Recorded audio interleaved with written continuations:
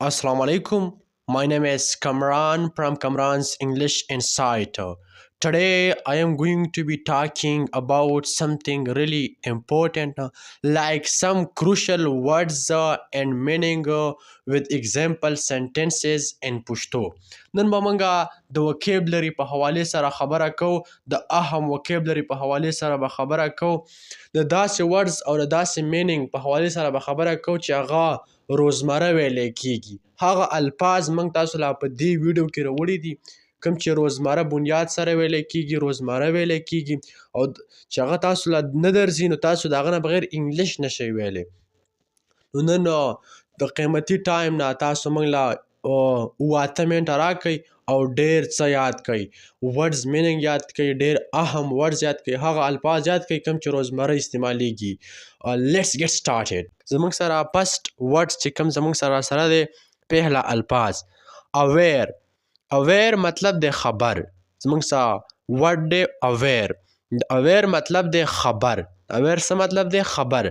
فار ایگزامپل I was not aware. I was not aware. زه نوم خبر. زه نوم خبر. نو اویر څه مطلب دی؟ خبر. زموږ سره سیکنډ ورډ دی، دویم نمبر الفاظ چې کوم دی بیډلی. بیډلی. د بیډلی مطلب دی ډیر بد. د بیډلی څه مطلب دی؟ ډیر بد. فار ایگزامپل he injured his arm badly while playing cricket. he injured وای هغه زخمی کړو his arm خپل لاس badly ډیر بد while playing cricket په کرکټ کې. ټول اور آل سنټنس څه مطلب دی؟ کله چې هغه کرکټ کاوه په کرکټ کې هغه خپل لاس ډیر بد زخمی کړو. د ټول سنټنس دا مطلب دی he injured his arm badly while playing cricket. موږ سره بل ورډ دی belong. د belong مطلب دی تعلق لرل، د یو ځای سره تعلق لرل، دغه ته څه ویلی کېږي؟ belong. فار ایگزامپل ته د کوم ځای سره تعلق ساتي، د کوم کلي سره تعلق ساتي، دغه ته څه ویلی کېږي؟ دغه ته ویلی کېږي belong. فار ایگزامپل this spoon belong to my friend. this spoon belong to my friend. دا موبایل زما د ملګري دی. د سنټنس څه مطلب دی؟ چې دا موبایل چې کوم دی دا زما د ملګري دی، دا زما د ملګري سره تعلق ساتي، نو دا د چا دی؟ دا زما د ملګري دی. زما امید چې تاسو په دې باندې ډېر ښه پوه شوي وئ. بل ورډ زموږ سره کنټینیو. کنټینیو. د کنټینیو مطلب دی جاری یا روان، چې یو کار جاری کنټینیو وي، موږ ورته وایو چې دا کار کنټینیو دی، جاری دی. د کنټینیو څه مطلب دی؟ جاری.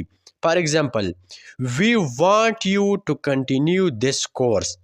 وای مونږ غواړو we want you مونږ غواړو چې ته دا کورس دغسې جاري وساتي. د کنټینیو څه مطلب دی؟ جاري ساتل. بل زموږ سره ورډ دی ایرر. ایرر. د ایرر مطلب دی وړوکي غلطي. د ایرر څه مطلب دی؟ وړوکي غلطي. فار ایگزامپل I made an error in my essay. I made an error in my essay. ما په خپل مضمون کې یوه وړوکې غلطي وکړله. نو ایرر څه ته ویلی کېږي؟ وړوکې غلطي ته ویلی کېږي. بل ورډ دی ایکسپیرینس. ایکسپیرینس مطلب دی تجربه. ایکسپیرینس څه مطلب دی؟ تجربه. فار ایگزامپل I have 2 years experience. I have 2 years experience. زه د 2 کالو تجربه لرم. ایکسپیرینس ته ویلی کېږي؟ تجربې ته. I have زه لرمه 2 years experience د 2 کالو تجربه. بل ورډ دی پیلډ. پیلډ. پیلډ څه ته ویلی کېږي؟ پټي ته، میدان ته. پټي ته څه ویلی کېږي؟ پیلډ. په انګلیش لینګویج کې پټي ته ویلی کېږي پیلډ. فار ایگزامپل the field is full of flowers. کوم چې پټی دی دا د ګلونو نه ډک دی. بل ورډ دی هټ.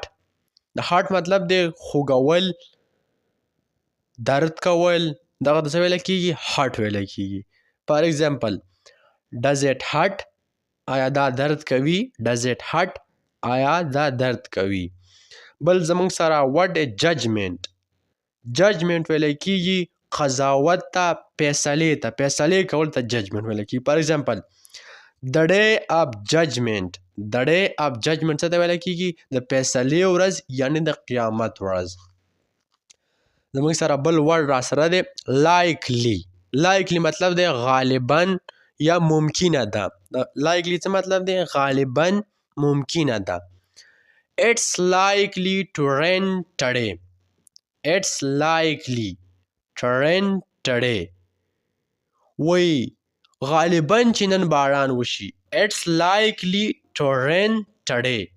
وی کېدی شي ټول سنټنس څه مطلب دی؟ کېدی شي نن باران وشي، ممکنه ده چې باران وشي. بل زموږ سره دی نارمل. نارمل خو موږ پښتو کې هم ورته دغه نارمل وو. فار ایگزامپل my BP is normal now. My BP is normal now. زما BP نارمل ده اوس. د BP څه مطلب دی؟ د BP مطلب دی بلډ پریشر. زما بلډ پریشر نارمل دی. بل زموږ سره ورډ دی ریر. ریر مطلب دی ډیر خاص، ډیر خاص، ډیر اهم. د څه ویل کېږي؟ ریر. فار ایگزامپل I found a rare stone on the bank of the river. I found ما پیدا کو a rare stone یو خاص کاڼی، یو اهم کاڼی on the bank of the river د سمندر په غاړه باندې. ما څه شی پیدا کو؟ یو خاص کاڼی پیدا کو. I found a rare stone on the bank of the river. سمندر په غاړه باندې ما ډیر اهم کاڼی پیدا کو، ډیر خاص کاڼی پیدا کو. بل ورډ دی ریلیکس. د ریلیکس مطلب دی آرام کول. د ریلیکس څه مطلب دی؟ آرام کول. فار ایگزامپل I am relaxing. I am relaxing یا I am relaxing. زه آرام کوم. بل ورډ دی reside. reside. د reside مطلب دی اوسېدل یا ژوند کول. د reside څه مطلب دی؟ اوسېدل یا ژوند کول. فار ایگزامپل my uncle resides in the USA. زما تره په USA کې اوسیږي. My uncle resides in USA. زما تره په USA کې اوسیږي. بل ورډ دی ریکویسټ. د ریکویسټ مطلب دی غوښتنه یا درخواست کول. فار ایگزامپل I requested my teacher to grant me a day leave. I requested my teacher to grant me a day leave. وای ما خپل ټیچر ته سوال وکړو چې مالا چوټي راکړي، یوه ورځ چوټي راکړي. سنټنس څه مطلب دی؟ ما خپل ټیچر ته سوال وکړو چې مالا چوټي راکړي یوه ورځ. I requested my teacher to grant me a day leave. بل زموږ سره ورډ دی سینس. د سینس مطلب دی د یو وخت نه، د یو سپیسیفیک وخت نه، د یو خاص وخت نه. د سینس څه مطلب دی؟ نه. فار ایگزامپل we have been living here since 2010. since 2010 یا 2010. we have been living here since 2010. د سنټنس څه مطلب دی؟ وایي زه دلته د 2010 نه اوسېږم. د 2010 نه.